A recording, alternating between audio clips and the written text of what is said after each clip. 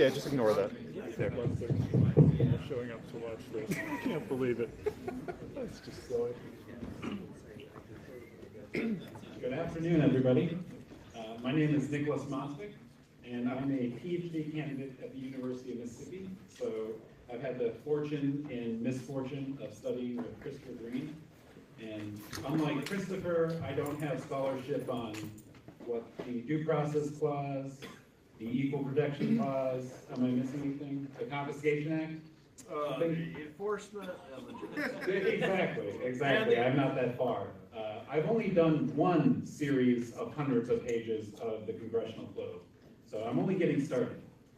I'm very excited to be part of this symposium and this re-argument for the slaughterhouse cases. So, as many of you probably know, the slaughterhouse cases is one of the most controversial in the United States Supreme Court's history. And certainly, if we were thinking of one case that the Institute for Justice could conceivably raise today as an example of bad regulation and monopolies, it would be the slaughterhouse case. So some of you might suspect that we're going to stack the deck in favor of overruling the slaughterhouse cases. This is not the case. We've given everyone the same simple materials, which is, of course, Randy Barnett's book and nothing else. And that will keep everything equal, so there will not be a problem. No, but the purpose of this re-argument is actually quite the opposite. We want it to be balanced, and we want to familiarize everyone with key facts and arguments that were presented in 1872 before the Supreme Court. And we want everyone to be able to understand these principal arguments and examples. So we think of this as a mock argument, right? So we both imagine that we're back in 1872, but we also have the knowledge of what's happened since. So there's a bit of a cheat there, right? So we have a time machine and we've retained our knowledge.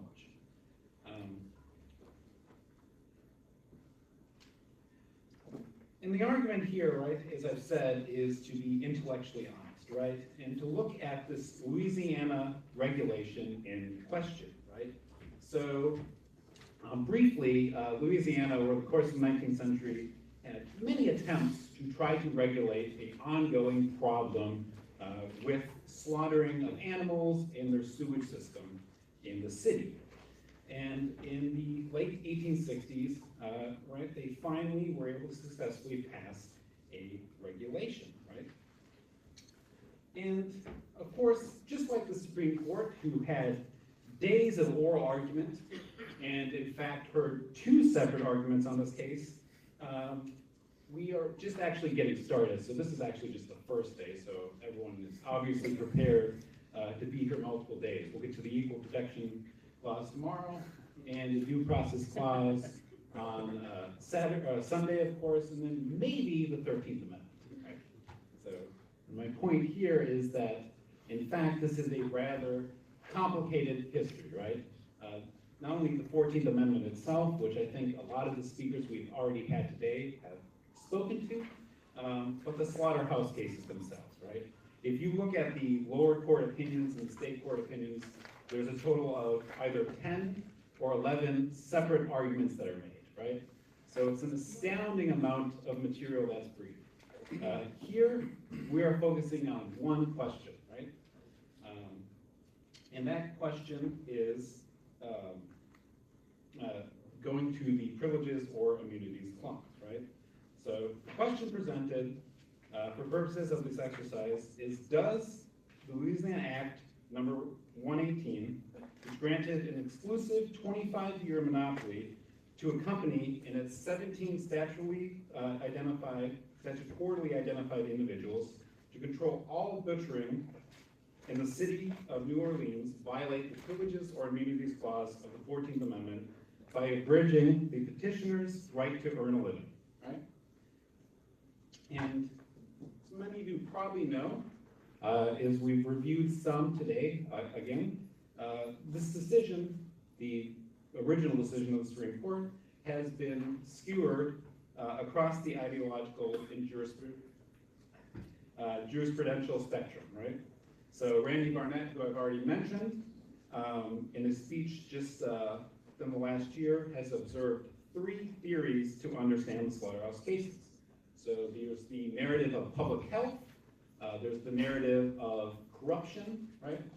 And there's the narrative of race. And I think maybe the most important observation that Randy has made is that scholars like Michael Ross and Jonathan Lurie, who have covered the case from a historical perspective, have overlooked the fact that the former Attorney General, Jeremiah Black, who actually argued the case for the state of Louisiana, was aiming to basically stop Reconstruction as possible, right? This was their goal, right?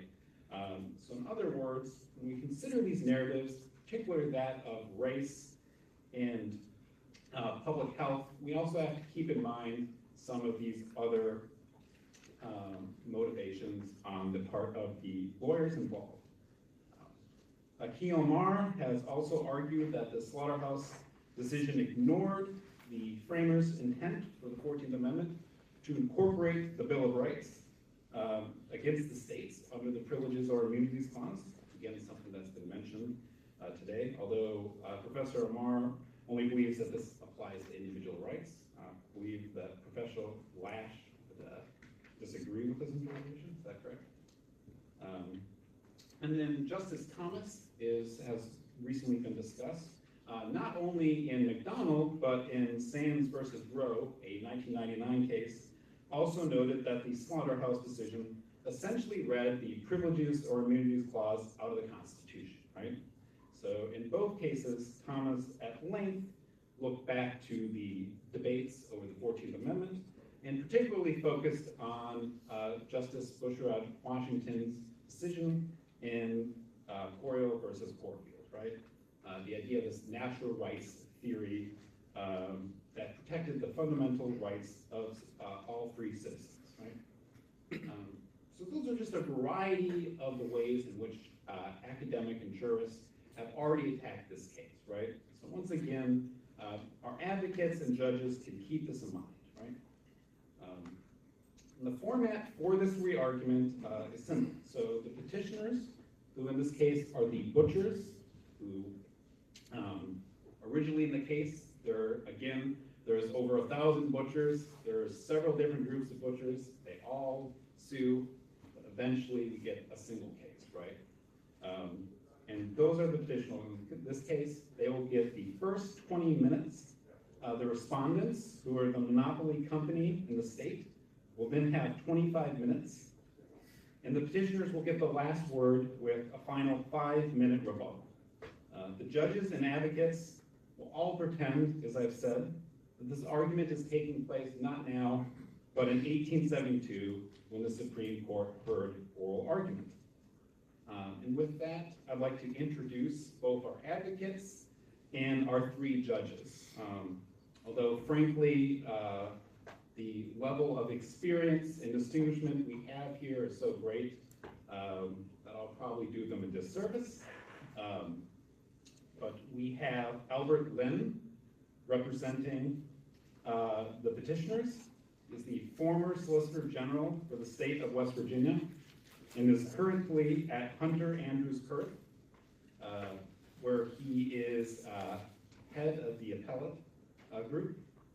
And he has been involved in some of the most complicated states' rights challenges in recent time, including challenges to the EPA's Clean Power Plan. And he clerked at all 3 levels of the federal judiciary, including for Justice Thomas. Dominic Draye will be representing the respondents. He is currently the Solicitor General for Arizona. He was appointed there last year. And Dominic clerked for Edith Jones of the 5th Circuit. And our 3 judges, of course, we have DC Circuit Senior Judge Douglas Ginsburg, who some of you who are students here will know is a professor as well. He has been on the bench for an incredible 32 years. And we also have Chief United States Circuit Judge of the Court of Appeals for the 10th Circuit, Timothy Tymkovich, did I get it right? Who has also had who has been on the bench for 15 years. And we have former Texas Supreme Court Justice Dale Wainwright, who is now with Greenberg Traurig and served 10 years on the highest court of Texas with Don Willett, as we saw earlier this morning. And with that, we will begin with the short introduction from Sheldon.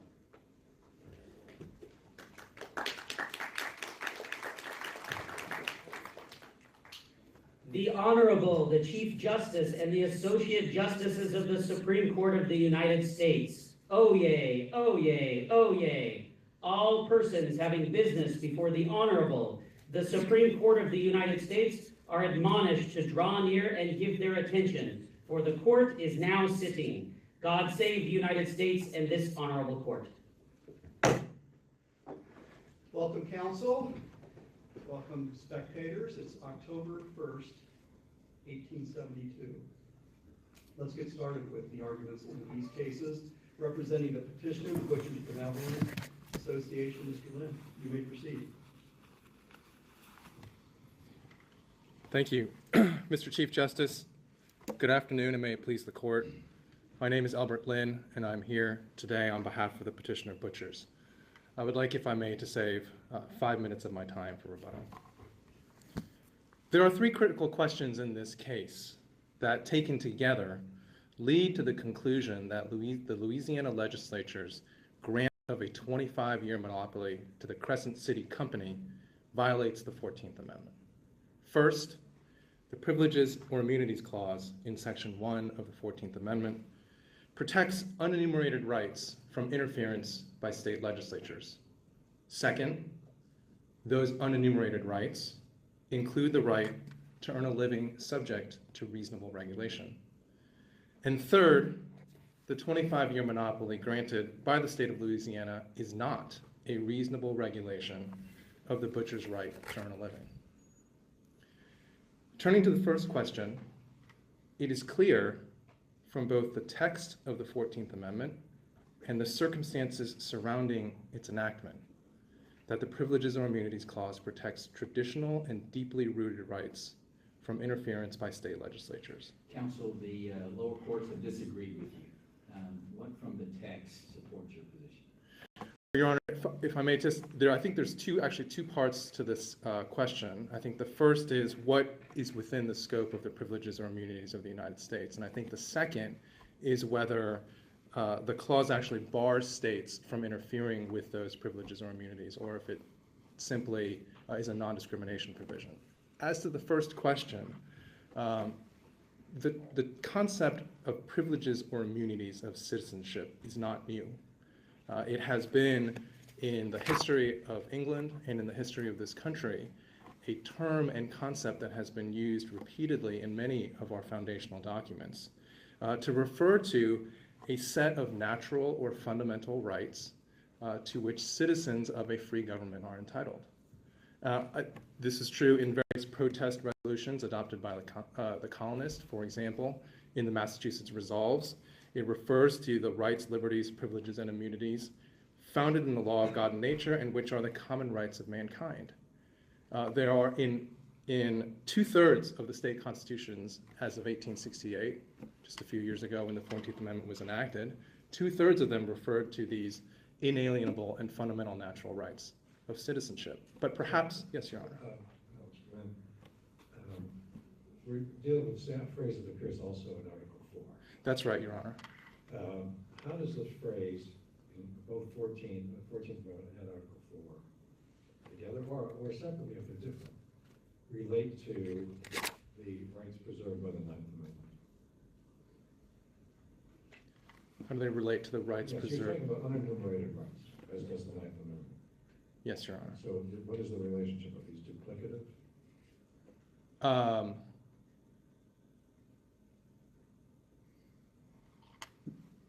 No, Your Honor, I don't. Well, I think they serve different purposes, and I think what the Article 4, Section 2 does is that it's a non-discrimination provision that prevents other states from discriminating It's against. quite different than Article 14 privileges or immunities. I think it serves a different purpose, yes. I think the Article 14, or the 14th Amendment, Privileges or Immunities Clause, I think what it is, that is actually an affirmative prohibition.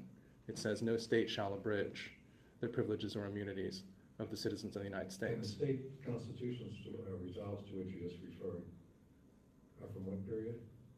They are from the period both leading up to the founding and also in the 2/3 of the state constitutions that I referred to are the ones that are in existence today. And those are substantive, not just non-discrimination. No, they are non-discrimination, but they're worded differently. They are not worded in the same way. They don't say no state shall abridge. But I think the important point here is just in trying to figure out what falls within the scope of that phrase, before we determine how that phrase protects those rights. If you're just trying to determine what falls within the scope of that phrase, I think those state constitutional provisions are informative, and I also think Article 4, Section 2 is informative. Let's come to that. All states, including the national government, license and regulate most business enterprises. Here we have a slaughterhouse operation that's being regulated by the state of Louisiana. It's extended a monopoly to a portion of it, but the people that operate the business pay for that privilege to the state. Why would it violate the Privileges or Immunities Clause for a state to enact a basic, simple public safety regulation scheme like they did here?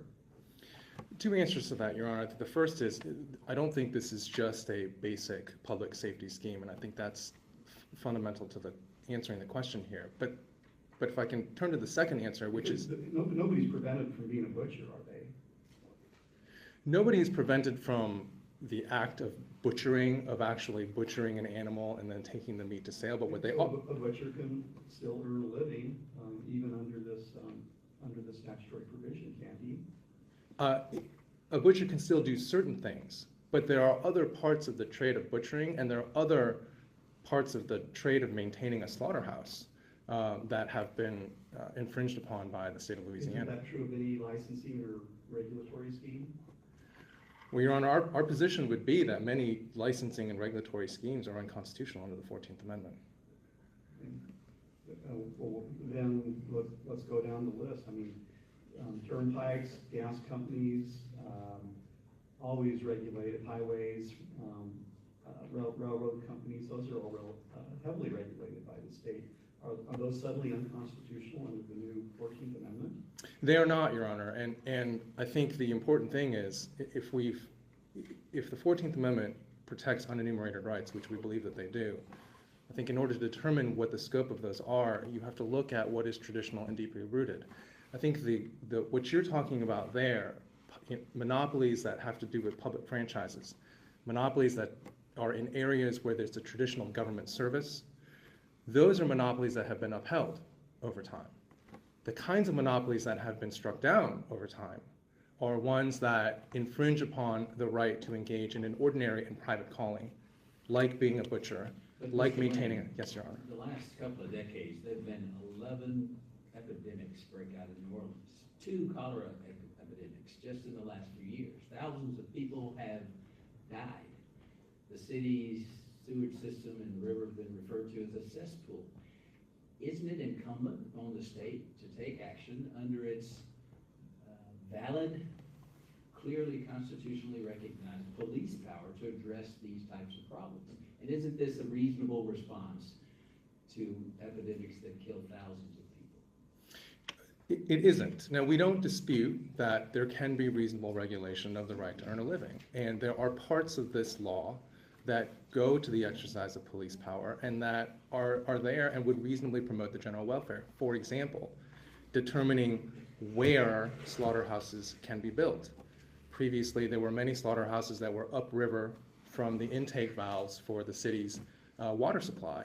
This regulation, this law requires that all slaughterhouses be built in a different place that's downstream. We don't dispute that that is a reasonable regulation aimed at protecting the general welfare. But there are other things here, like entitling only 17 individuals who constitute the Crescent City Company to be the individuals who build and maintain and profit from the slaughterhouse that's there in that location. That doesn't, yes, So sir. then are you suggesting there's some public corruption here? And that invalidates the provision?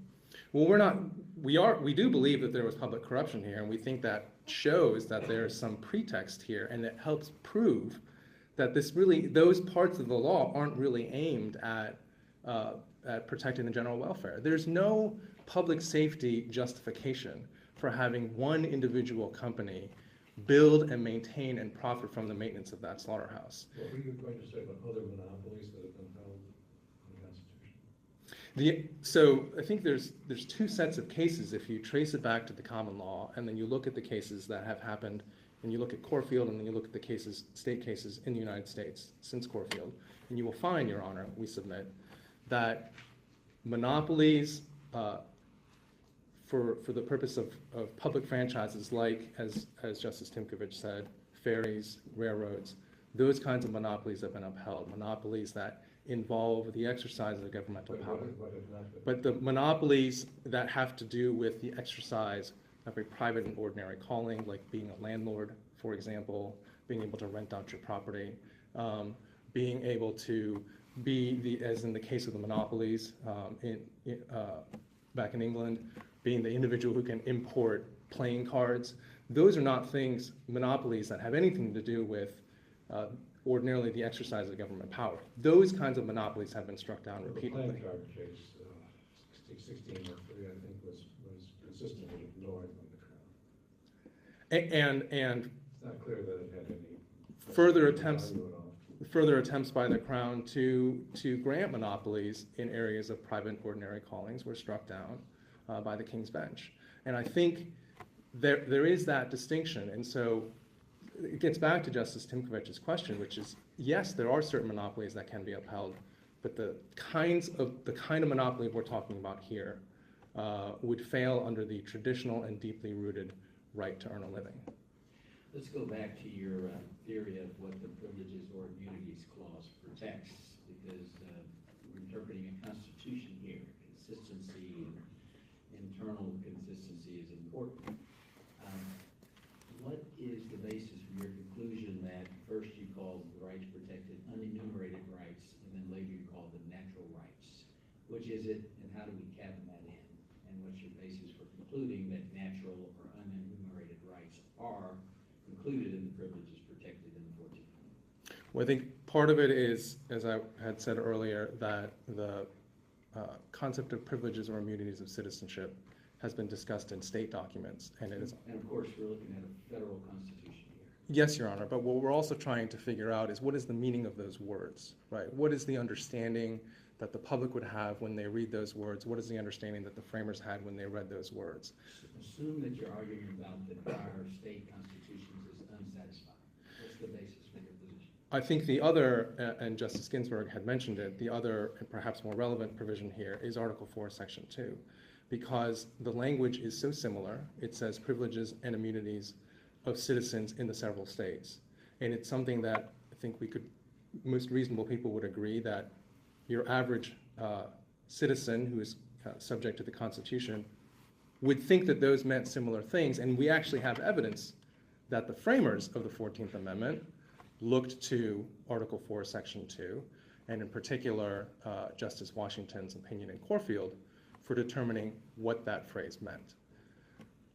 And yes, well, and I was going to say, in the Corfield opinion, Justice Washington talks about privileges or immunities of citizenship being rights which are in their nature fundamental, which belong of right to the citizens of all free governments, and which have at all times been enjoyed by the citizens of the several states which compose the Union. Is there evidence that the framers of the 14th Amendment were relying on that language from Corfield? There is. Senator Howard, for instance, when he introduced the version of the 14th Amendment that was ultimately adopted in the Senate, he gave a speech that was widely publicized, was covered in New York papers and in Boston papers and other newspapers across the country, where he talked specifically about Article 4, Section 2 and about Corfield. if you're tracing this rights of living to a category of what you call traditional and future rights, why is it then not a natural right and instead one limited to citizens? Why? It seems that under your formulation, the state could provide that no non-citizens could be employed in the state. And that traces back to the text, Your Honor, because it talks about the privileges or immunities of citizens of the United States. In answer to the question, I think you said, to the question about whether it's natural rights you're talking about or some other body, the narrower body perhaps, that it was the narrower body. Right? That it was that this group of traditional and deeply rooted rights is something different from and perhaps narrower than natural rights. Yes, I think as Justice Washington explained it in Corfield, it's a subset of sort of fundamental and inalienable rights that have been long enjoyed by, in that case, he was talking about in the several states. And I think in this case, the question would be, what is the subset of fundamental and natural and inalienable rights that have been enjoyed by citizens of the United States? The plaintiff in that case was trying to make a living gathering shellfish or something, correct? That's right. And did not have the right to do it. Earn a living. That's right. Well, what he was trying to do was he wanted to go to New Jersey and get oysters from waters in New Jersey. And I think the difference is there, the question was, what are these fundamental rights that an individual citizen traveling to another state is entitled to enjoy and cannot be discriminated against? And that's a different set of rights than the set of rights that... So that's because he was not a citizen of New Jersey? Or Delaware, whichever you want to do. No, the answer is that it's a different set of rights. So the rights covered by Article 4, Section 2 are not necessarily coextensive with the rights covered by the Privileges or Immunities Clause of the 14th Amendment. Even though, as you told us, the framers of the 14th Amendment reporting the Article 4. Yes. No, I think that's exactly right. These are the same words, but now you tell us they actually have a different meaning. No. So, Your Honor, what I'm trying to say is in Article 4, Section 2, where it talks about privileges or immunities of citizenship, it's a reference to a certain set of rights, some of which are enumerated and some of which aren't. But the body of rights that we're talking about there are privileges and immunities of citizens in the several states. And what Justice Washington explained in Corfield is that that's not just fundamental rights and not just rights that all citizens of free governments are entitled to, but there's a third caveat there, which is rights which have at all times been enjoyed by the citizens of the several states which compose the Union. And so he defined a particular set of fundamental rights that are protected by Article 4, Section 2. The difference here is it says privileges or immunities of citizens of the United States. And so the question we have to ask here is not, are these rights which have at all times been enjoyed by citizens of the states? We have to ask here, are these rights which have long been enjoyed by citizens of the United States as federal citizens? And our argument is that that body of rights includes the right to earn a living. Subject to reasonable regulation. Subject to reasonable regulation, which we don't think. And we don't have a reasonable regulation here, and have you developed a record below that would allow this court to dismiss the reasons that were provided by the state of Louisiana? As Justice Wainwright mentioned, there's a substantial record that looks like there was a serious safety concern here.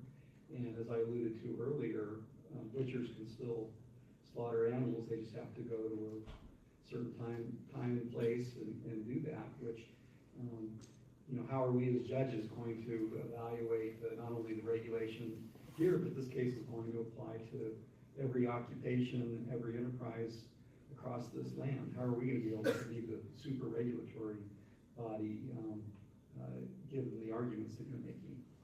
Your Honor, We think that there's a sufficient record. I think if this court found that there wasn't a sufficient record, you could rule on the legal principle and remand to the lower courts for further fact-finding. But I think to answer your broader question, yes. I mean, what we are asking for, and what we believe the 14th Amendment says, is that the courts have to step in and prevent state legislatures in cases where the laws infringe on certain fundamental rights. So it wasn't being a butcher, you said, it was, because it could still be butchers, as Chief Justice pointed out. He was running a slaughterhouse.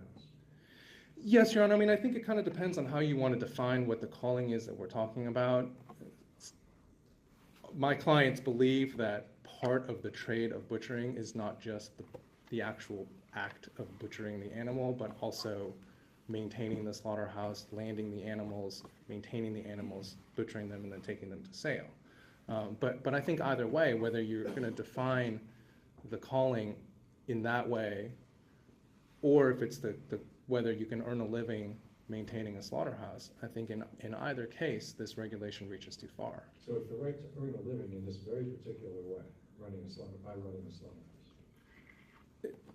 For my clients, as part of their calling of being a butcher. I know your time has expired. One, hopefully,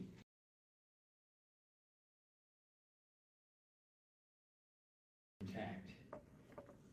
With the exclusion of giving the right to run a slaughterhouse to this one entity, would your position be different? You can answer. Thank you, Your Honor. If it excluded the right to run a slaughterhouse, would we have a different? If the right to operate slaughterhouses were not exclusive in the Crescent City Company, but all the other regulations existed where you can slaughter, those types of things, would you have the same position here today? In other words, take the public corruption aspect out. Yes, Your Honor. Elaborate a little bit. I think the easier way to answer it is to say what we object to is anything beyond the determining where the location of the slaughterhouse should be, and I'm sorry, Your Honor, and the inspections. Thank you, Mr. Lynn. We appreciate the argument. Let's hear from the state of Louisiana, General Draye.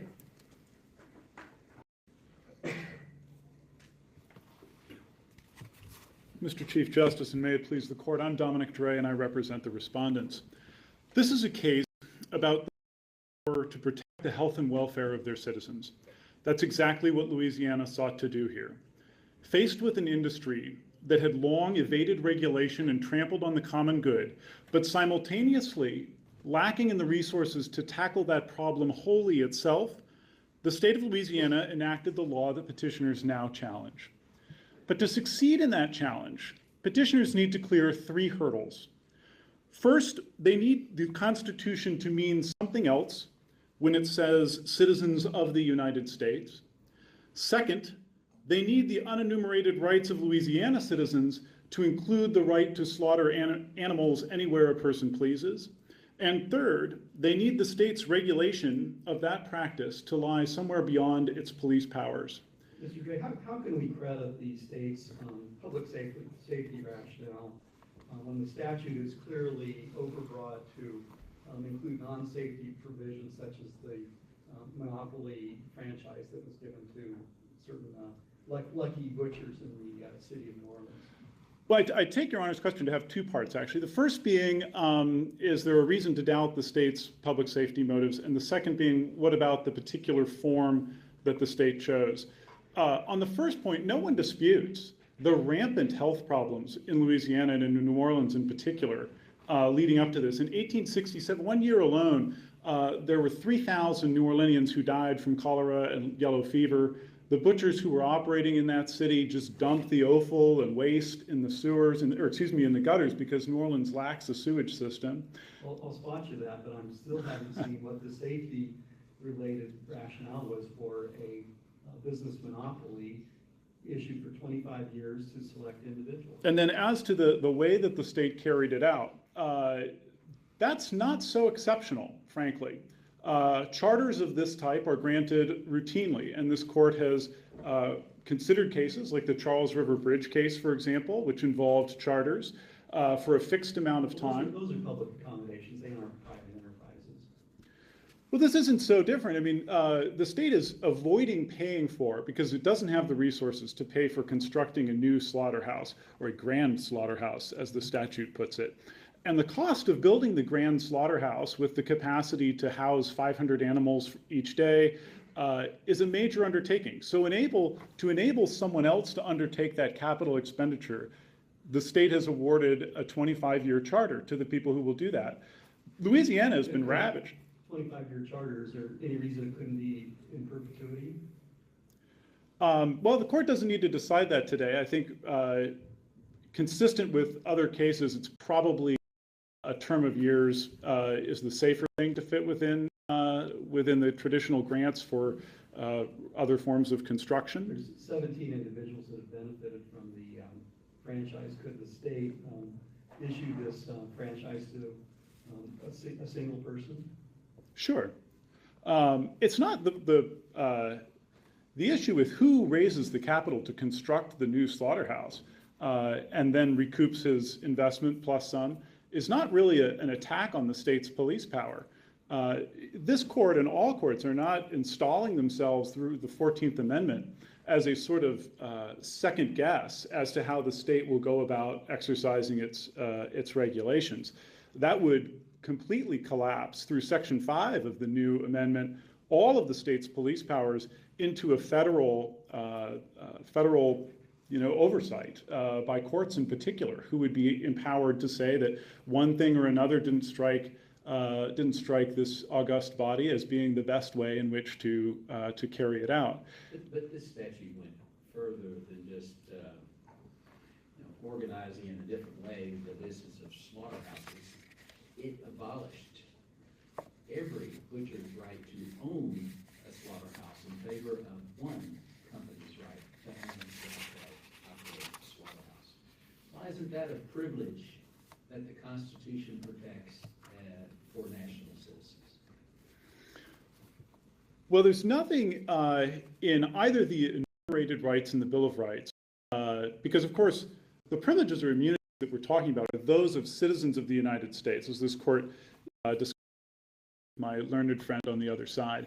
And those are at least those protected by the first 8 amendments of the Bill of Rights, maybe some from the 9th, but that's a longer conversation, as well as perhaps some natural rights that are historically protected by the federal government, by dint of citizenship in the United States.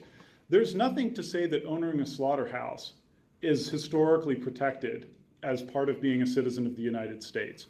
At least I'm not aware of any case holding as much, or really any other form of for-profit enterprise and the kind of ownership that we're talking about here. It's also worth noting that the statute in question mandates that the slaughterhouse in Louisiana be available to all butchers. That's required. Otherwise, by the way, the chartering company can lose their charter at significant financial loss to themselves. What you say is true, but what it means is that butchers who previously owned now can go to Crescent City and pay a fee for the right to butcher at Crescent City's operation. They still have lost the right to own their own businesses. Well, they can keep their business. They just can't conduct it in their, any old street near schools and hospitals and dumping into the... They cannot keep the business of running a slaughterhouse.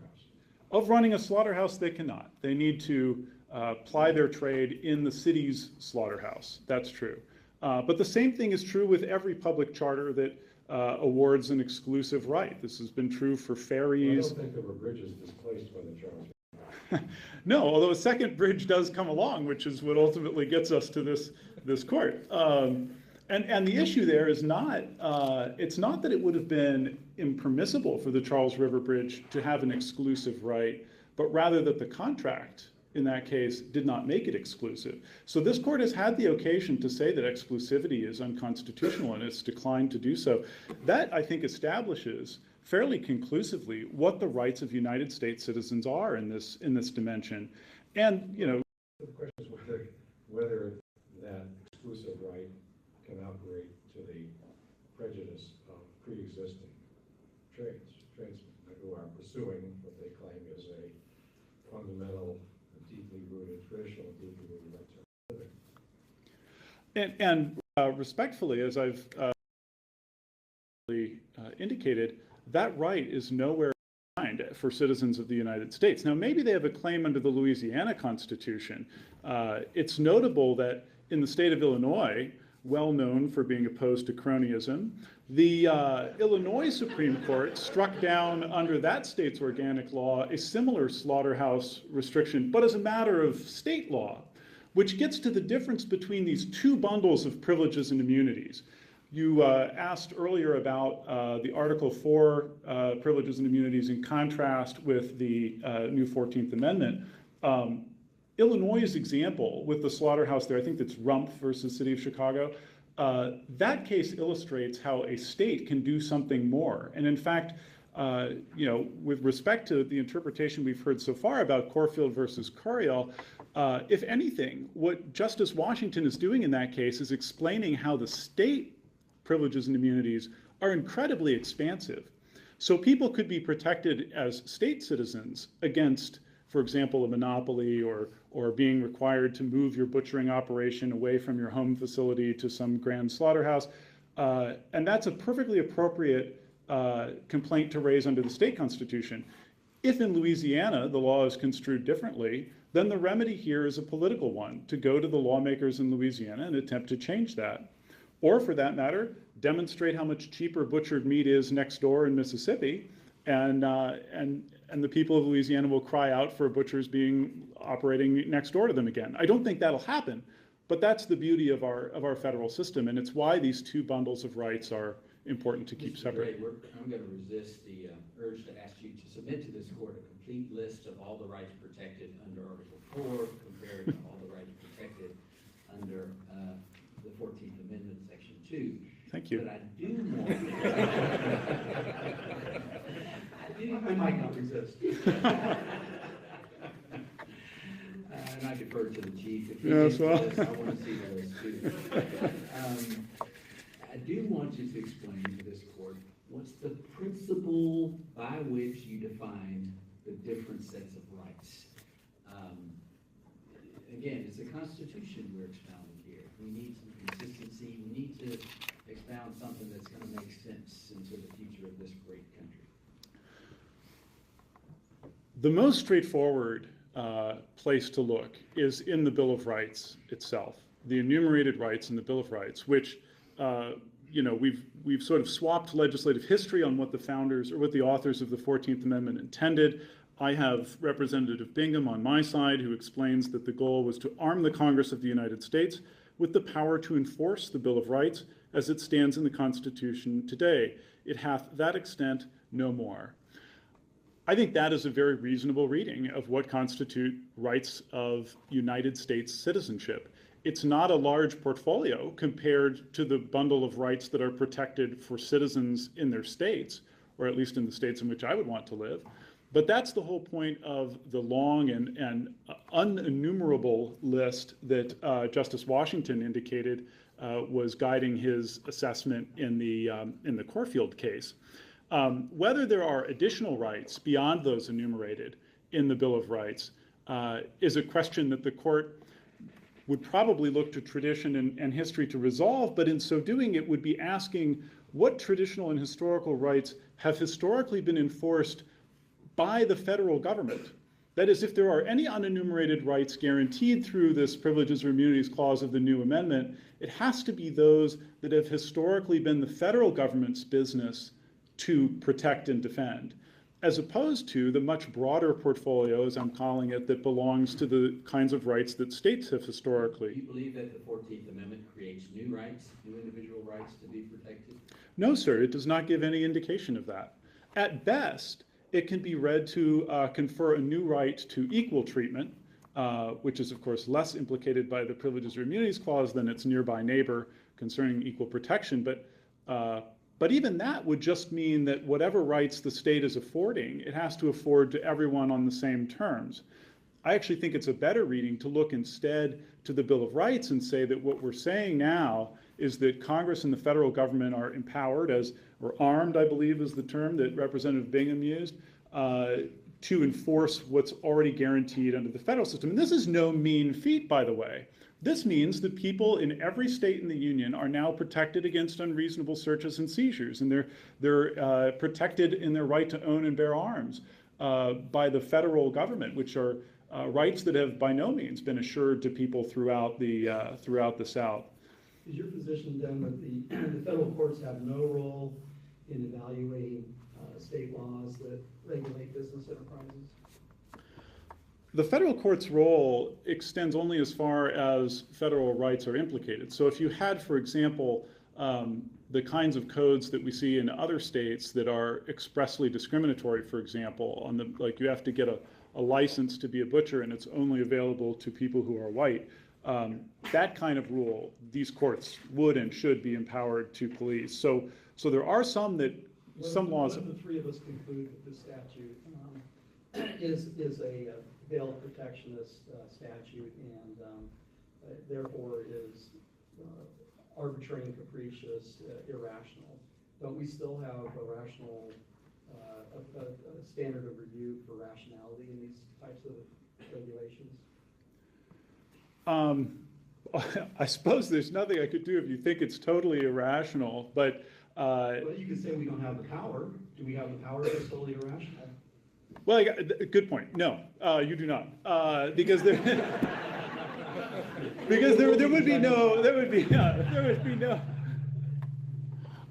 be no federal right to as much. But I think actually the reason I dismissed that so quickly out of hand is that finding irrationality in this case would involve installing this court or federal courts generally as school marms to oversee the decisions of state legislatures who are duly elected.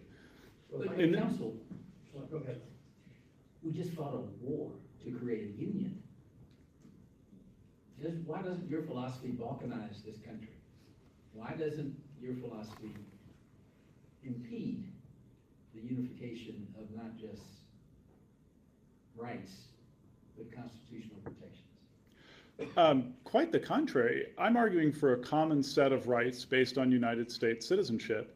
It's not inconsistent with our union as it has existed before the war and as it hopefully will persist after, to say that the states will maintain broad latitude. The fact that states are separate and independent governments is even included in the Declaration of Independence itself. The role of the federal government is far more limited. So holding forth or holding open the space for states to regulate conduct is by no means, I think, an improper balkanization, whatever area that might refer to. But it's also, I think, mindful of the separation of powers that's supposed to define our government, to resist the idea that courts will be second-guessing the work of the legislature. Here, as I've traced out, the legislature in Louisiana, which I might add, is 1/3 black legislature that supports Reconstruction, and the people opposing this law are overwhelmingly white anti-Reconstruction Democrats in New Orleans. That legislature has acted eminently reasonably. It's light on cash, so they've given someone else a charter to build a slaughterhouse. And in so doing, they've also carved out revenue streams for the future. Half the costs of the money that these butchers pay for inspection go to the state's education fund. That's right in the statute. The same thing with half of the penalties assessed against people who don't comply.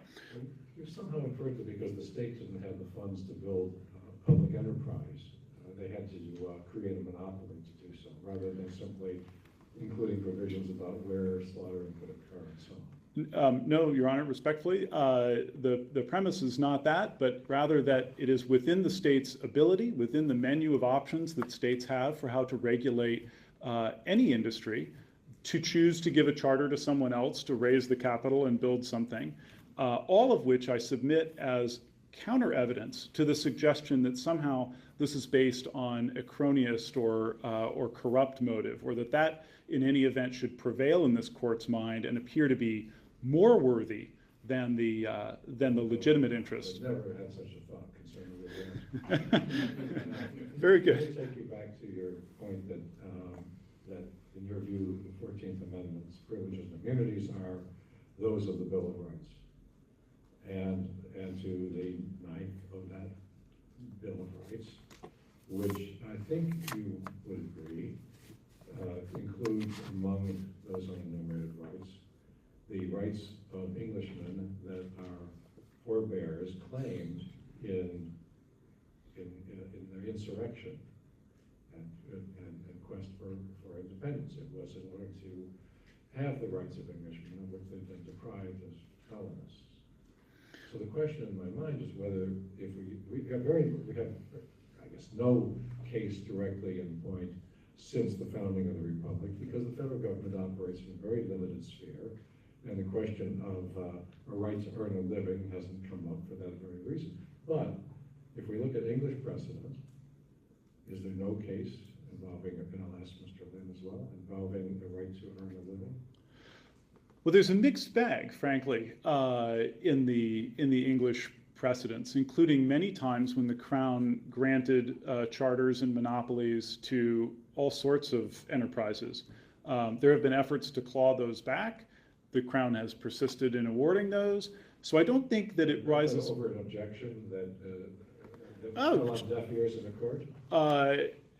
Over an objection, yes. But the objection doesn't mean that they were wrong, or that at the very least. No, on the contrary, if the objection was unavailing, it would suggest that they were right. But, okay, great. Then they were even right. But we have such a case where someone asserted, as an Englishman, the right to earn a living in some traditional calling, and was told that's not among the rights. I don't have the site in front of me, for Your Honor, and I apologize for that. But I know that even since the efforts to curtail the awarding of monopolies in England, the Crown has persisted in doing so. And the reason I submit this is to show that it's not an unbroken line.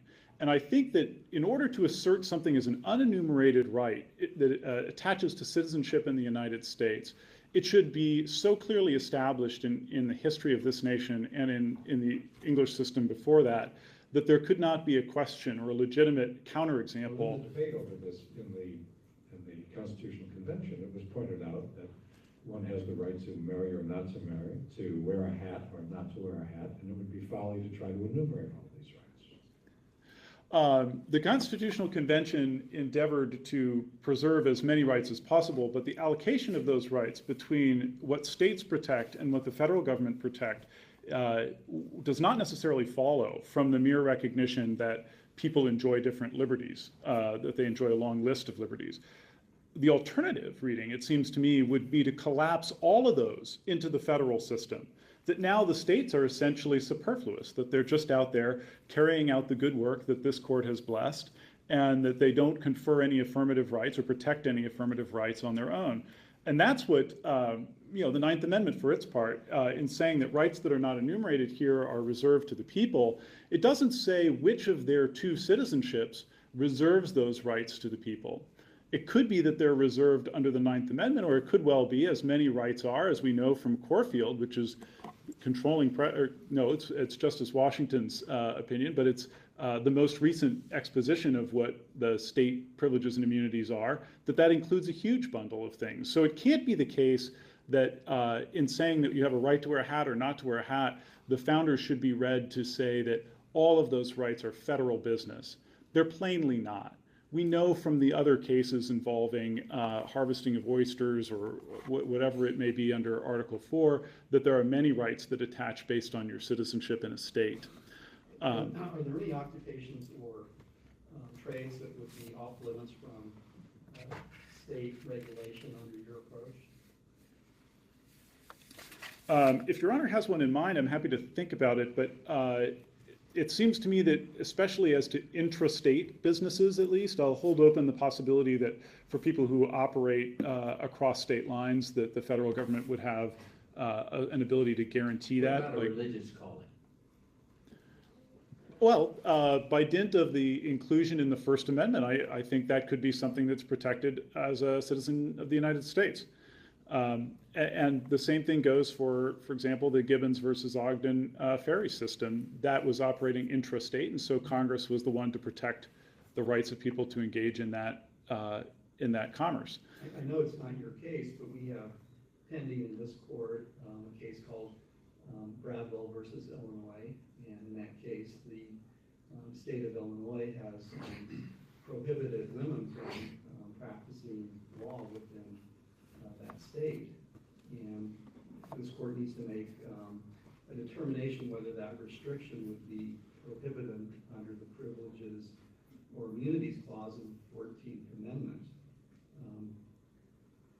How would you evaluate a prohibition on one sex from engaging in any pursuit of a trade or occupation? Well, good luck with that. Did they happen to bring any claims under the equal protection guarantee of the 14th Amendment? That may be a good idea as well. Well, they might have, but there's also a privileges or immunities argument. Indeed. We'll have to decide. And as to that, I think that the urging that the plaintiff in that case will make is that the Privileges and Immunities Clause is essentially an equality guarantee.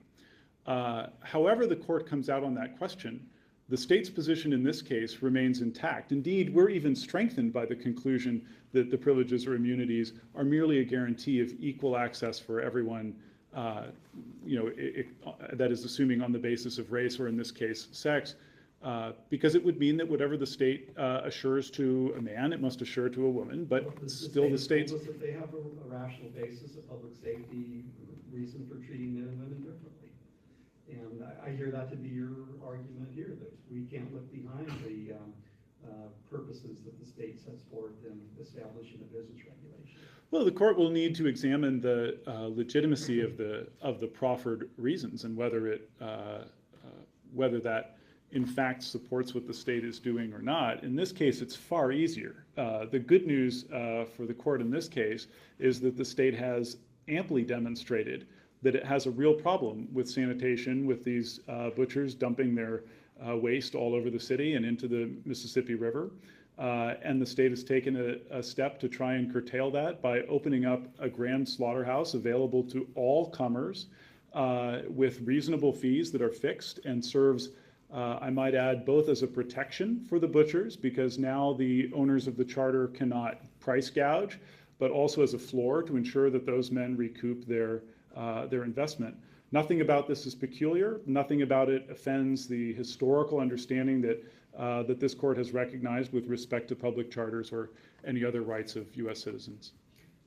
Yes, sir. One last question. It's a two-part question. Perfect. Thank you, Chief. Is a privilege the same as a right under the 14th Amendment? And what's the difference between privilege and immunity? I take the difference to be that a privilege is sort of an affirmative guarantee, like the right to keep and bear arms, and an immunity is a check against the state in the form of, for example, searches and seizures. I recognize that that's somewhat unclear, but I think they're both intended to cover essentially what you think of as the space of rights.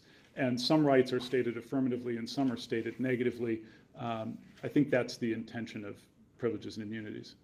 And the first part of my question? I'm sorry, what was the first part of your question? Is a privilege the same as a right? The same as a right. Yes, I think privileges are rights. Thank you, Mr. Draye. We understand your argument. We have 5 minutes rebuttal from the butchers. Mr. Lynn. Thank you, Your Honors. I'd like to start by pointing out that I think, based on my friend's representations here, that the issues in this case have really narrowed. He does not contest that the Privileges or Immunities Clause extends both to enumerated and to unenumerated rights. I think really the only question on the table is, does it include the right to earn a living? And I think that's a wise concession, because I can imagine that if we were to lose this case, someone in the future would attempt to make the same argument by perhaps injecting substance into the Due Process Clause. So it's something that I cannot possibly imagine, but there you go. So I think really, I think on the flip side, so that's the first question. Does the 14th Amendment protect unenumerated rights from state interference? And I think my friend here has conceded that point. The third question, the sort of bookend, was, is the full scope of the Louisiana law here a reasonable regulation of the right to earn a living? And I did not hear an answer from my brother counsel about a public safety justification for the 25-year monopoly that has been granted to the Crescent City Company. So, Saying with your second point is concession with regard to the inclusion of unenumerated rights does not mean that everything goes and you win. It means that you still have to find an unenumerated right for us. yes, Your Honor, I think that's really what this comes down to. And the test that was articulated is a test that we would agree with, which is it a right that is clearly established in the history of England and this country? Okay, and we don't have an American case. Do you have an English case on the deeply rooted in traditional rights to earn a living? What we have are these cases where the King's Bench has struck down monopolies based on the idea that you have a right to earn a living in a traditional and a private calling, as opposed to a monopoly granted in the context. You say there's more than just the case of the playing cards. Yes, Your Honor. Cook cites only that case. Well, he has his the Institutes of the Laws of England that he wrote, and I believe they're. He cites only that case and offers it as an indication that the courts could review the validity of parliamentary legislation, which seems never to have been done. Your Honor, I think there are many other cases that if we did not include in our brief, we would be happy to supplement with a learned article by Tim Sandifer, which documents thoroughly. He just got unborn, I believe. Yeah, and has rights. Or at least a list of rights. That's right. But I'm aware of no case in which, I think to get at the question, Your Honor, that you were asking of my brother counsel, I'm aware of no case in which the monopoly granted by the Crown in the case of a private and a traditional calling where it has been challenged and the court has not struck that down. If the legislature had concluded, or did conclude in this record, we'll go back and check, that a private enterprise would be better situated to raise the funds to address the slaughterhouse issue, building a different facility, perhaps starting on the sewer system, those types of things, because the city did not have the wherewithal through taxes or bond issuances to do that. Wouldn't that justify what they did? I don't think so, Your Honor, but it might be a closer question depending on how strong the showing of proof is. But there is no such showing in the record here. But if there were? I think we'd be dealing with a different case, because I think the question for reasonable regulation is whether it is a regulation that is necessary to the protection of the general welfare. And I can imagine a situation where there might be a showing of proof that requires something further than what was done here. But as my brother counsel showed in his inability to offer an answer, there is no justification, a public safety or health justification for the monopoly that's been granted in this case. Without the monopoly, is this provision constitutional? I think if this provision were limited to just the restriction on the geographic location of the slaughterhouse, and it were limited to the inspection power, then it would be constitutional under the 14th Amendment. If there are no further questions. Thank you, counsel. We appreciate your arguments. Well argued. The case shall be submitted and the court shall be adjourned.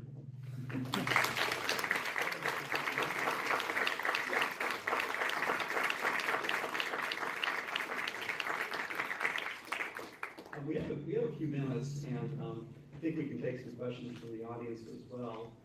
Before we do that, I just wonder if Justice Ginsburg, you have a few comments on the argument and the state of the record? Our counsel made it considerably more difficult than I had anticipated. I think I can say that. I came in with a hope that I could clearly decide in Mr. Lynn's favor. Mr. Draye dashed that. Left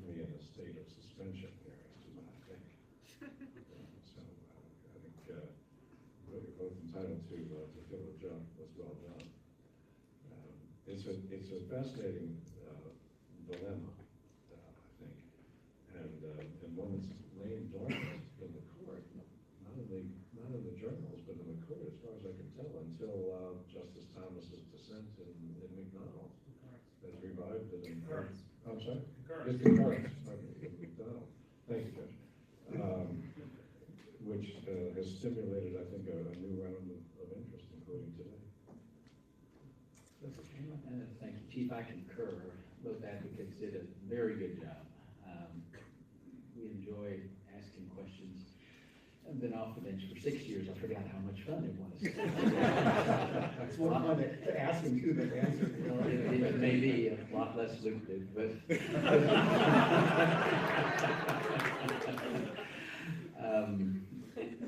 I applaud the Institute and this law school for this symposium.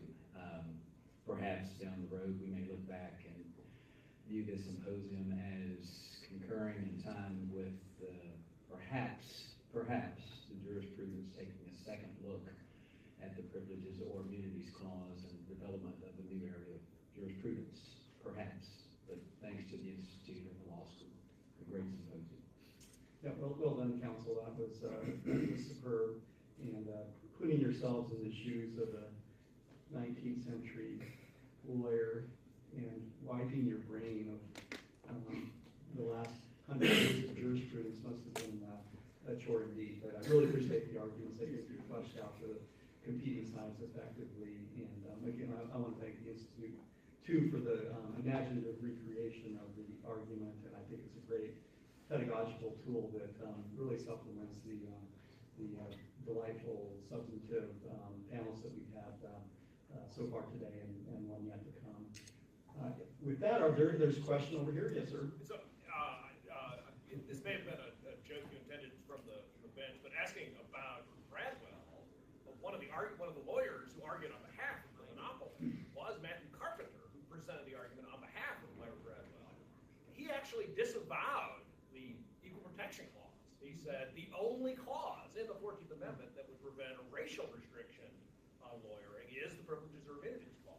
So was that an intended joke or? Yeah, it was intended. I wanted to see how Dom would, At least intended one folks. Next time you should get that. No other questions? We'll sure.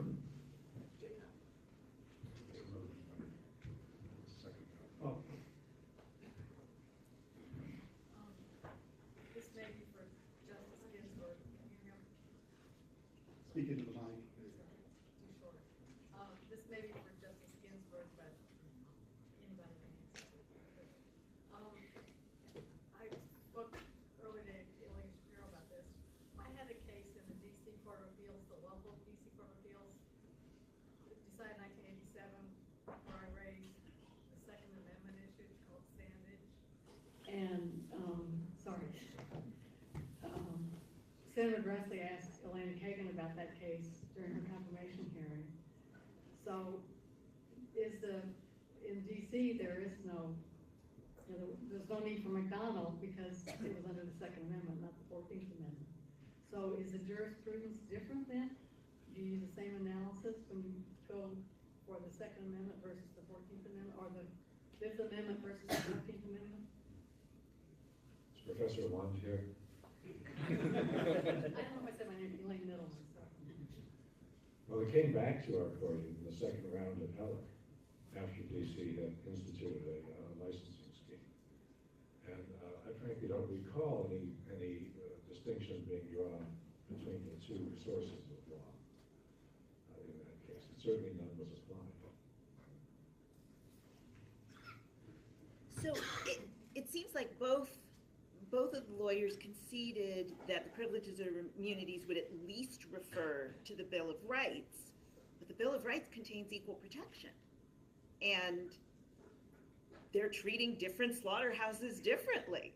So why, if it's taking the meaning of equal protection and due process under Privileges or Immunities, why doesn't that take care of it? Like, how can you exclude essentially equal protection arguments, and just limit it to free speech and freedom of religion and search and seizure.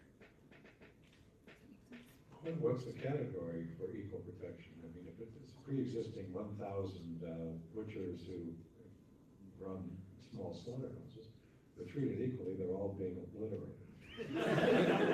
Well, not those 17. And a new enterprise, not part of that category, is being created. But the 17 were also butchers. They got to stay. Oh, the 17 individuals who get, yeah, well, that's yet another problem with the statute. Which we didn't really take on. Mr. Lynn looks like the wheels are turning. Do you have an answer to that, Bill? I don't, well, I mean, I think, it gets into questions about what equal protection means, right? I mean, I think unless I'm misremembering my history, I mean, there's a substantial debate about equal protection of the laws or protection of equal laws. And the thought is, if you're right about your premise, then the dispute devolves to a question of whether there's a rational basis for what happened. One side here argues that you can't infringe what the butchers were doing. Yes, sir. The court had asked about other cases other than playing cards. I would cite the Taylors of Ipswich for the right to be a tailor, and Bottom's case, right to be a physician. But Parliament could always affirm the monopolies.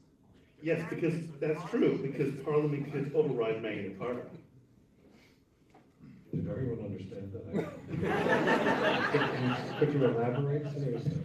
So Parliament was the supreme authority in England. So if it thought Magna Carta was wrong and they needed to change things, they at any time could abrogate Magna Carta and say you don't have a right to be a physician or something else because we're going to overrule Magna Carta. Except later Cook said Magna Carta is something which has no master. Which has no. Said a lot of things, he didn't answer. It has no what? Has no master. No master. The secret language of privileges and immunity scholarship. It's being clarified. Any other questions? I have to respond to that. It doesn't matter whether Parliament could override or clarify Magna Carta because it was the declaration by Parliament that it had the authority to bind the colonies in all cases whatsoever that was viewed by the American colonists as essentially repealing Magna Carta. That was one of the essential cornerstones for the American Revolution. So the question isn't, the English precedent is important for establishing the historical pedigree of the right to earn a living. And yes, Cook referred to case after case after case, most of which he decided. Right? Taylor's Ipswich, Bricklayers and Tylers, Dominic versus Curtis cases in the 17th century that establishes this was a well-understood right that is part of liberty. And since the state concedes that the Privileges or Immunities Clause incorporates the Bill of Rights, and the Bill of Rights uses the word liberty, and liberty includes the right to earn a living free from monopolies, and did for a century and a half before the ratification of the Constitution, the state should lose the case. Well, there you go. Well, the original argument in this case went for 7 days. We're not going to go 7 days. We're not going to go another minute. The court will be adjourned this time, but first a round of a hand for our lawyers, Mr. Lynn and Mr. Draye.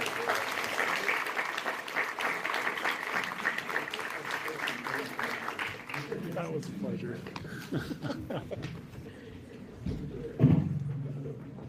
We have a quick 10-minute break. How are you doing? How are you? Good.